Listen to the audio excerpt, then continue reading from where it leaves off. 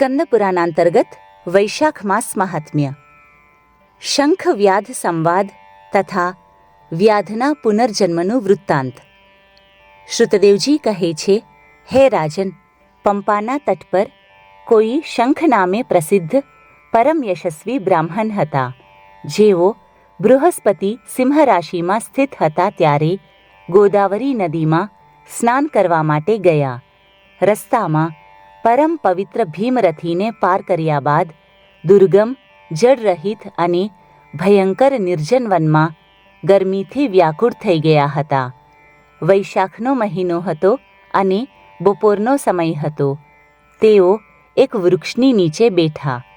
એ જ સમયે કોઈ દુરાચારી વ્યાધ હાથમાં ધનુષ્ય ધારણ કરીને ત્યાં આવ્યો. બ્રાહ્મણના દર્શનથી તેની બુદ્ધિ પવિત્ર થઈ ગઈ અને તે આ પ્રમાણે બોલ્યો, હે મુને, હું મહાન પાપી છું. મારા પર તમે બહુ કૃપા કરી છે, કેમ કે સાધુ મહાત્મા સ્વભાવથી જ દયાળુ હોય છે. ક્યાં હું નીચ જાતિમાં ઉત્પન્ન થયેલો વ્યાધ અને ક્યાં મારી આવી પવિત્ર બુદ્ધિ? હું આમાં માત્ર તમારો જ અનુગ્રહ માનું છું. હે સાધુ બાબા, હું તમારો શિષ્ય છું, કૃપાપાત્ર છું.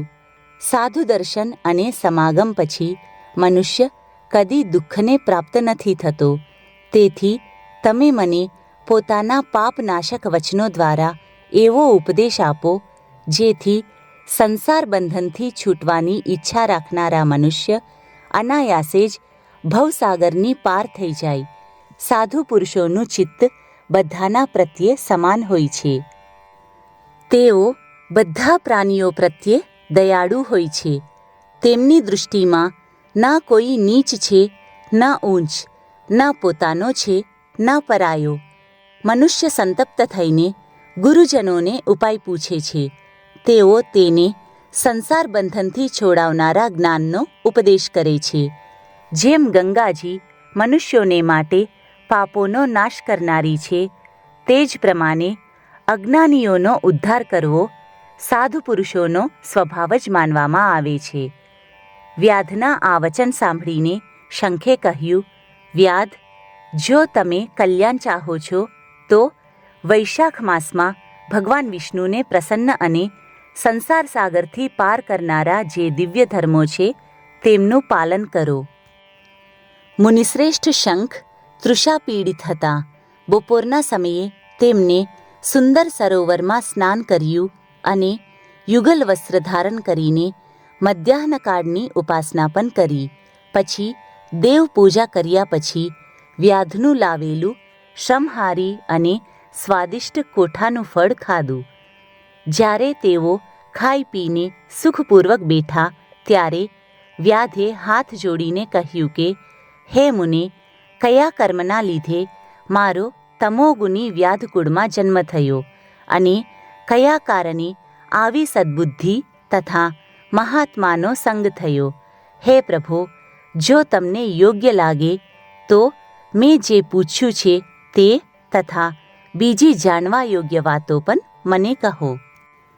ત્યારે શંખ બોલ્યા, પૂર્વજન્મમાં તમે વેદોના પારંગત વિદ્વાન બ્રાહ્મણ હતા. શાકલ્યનગરમાં તમારો જન્મ થયો હતો.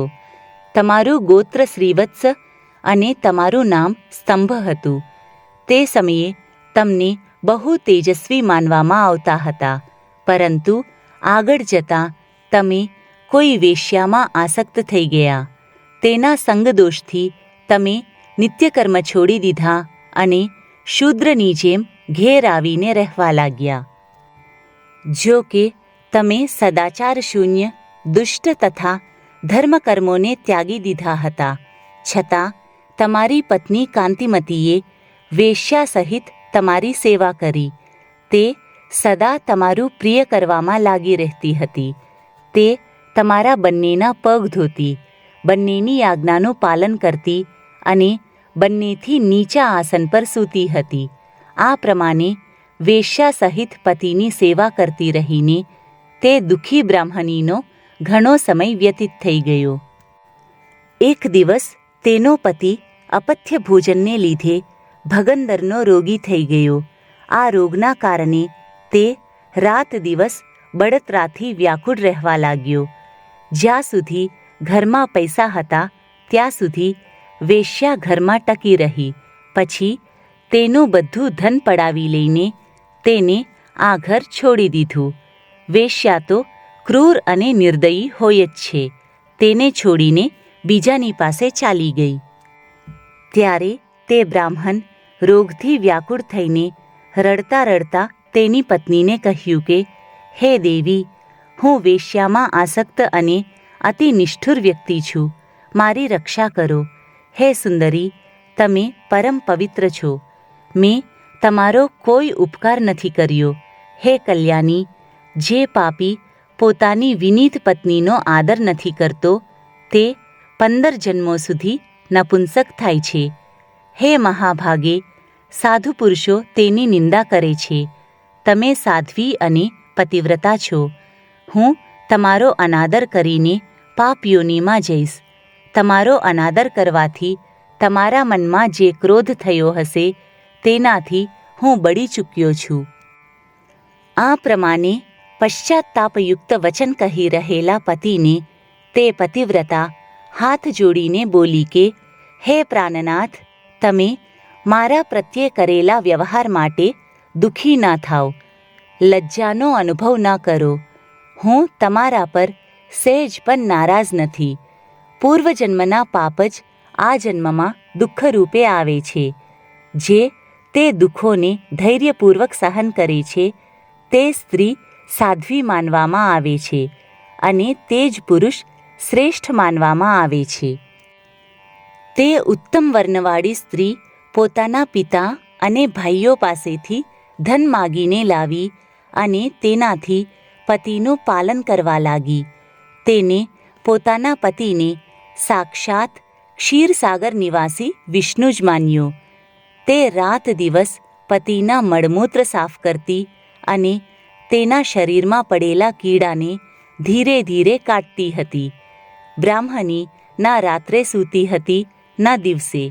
પોતાના સ્વામીના દુઃખથી સંતપ્ત થઈને તે દુખિયારી સદા આ પ્રમાણે પ્રાર્થના કર્યા કરતી હતી કે, હે પ્રસિદ્ધ દેવતાઓ અને પિતૃઓ, મારા સ્વામીની રક્ષા કરો. તેમને રોગહીન અને નિષ્પાપ કરો. હું મારા પતિના આરોગ્યમાં ચંડિકા દેવીને ભેંસનું દહીં અને ઉત્તમ ભોજન અર્પણ કરીશ. ભગવાન ગણેશની પ્રસન્નતાને માટે મોદક બનાવડાવીશ. શનિવારના 10 ઉપવાસ કરીશ તથા મીઠું અને ઘી નહીં ખાઉં. મારા પતિ રોગહીન થઈને 100 વર્ષ જીવે. આ પ્રમાણે તે દેવી દરરોજ દેવતાઓને પ્રાર્થના કરતી હતી. તે દરમિયાન કોઈ દેવલ નામના મહાત્મા ત્યાં આવ્યા. વૈશાખ માસમાં ગરમીથી ત્રાસીને સાયંકાળના સમયે તે બ્રાહ્મણના ઘરમાં તેમને પ્રવેશ કર્યો. બ્રાહ્મણીએ મહાત્માના ચરણ ધોઈને જળને માથા પર ચડાવ્યું અને ગરમીથી વ્યાકુળ મહાત્માને શરબત આપ્યું. પ્રાતઃકાળે સૂર્યોદય થતાં મુનિ જેવા આવ્યા હતા તેવા ચાલ્યા ગયા. ત્યાર પછી થોડા જ સમયમાં તે બ્રાહ્મણને સન્નિપાત થઈ ગયો.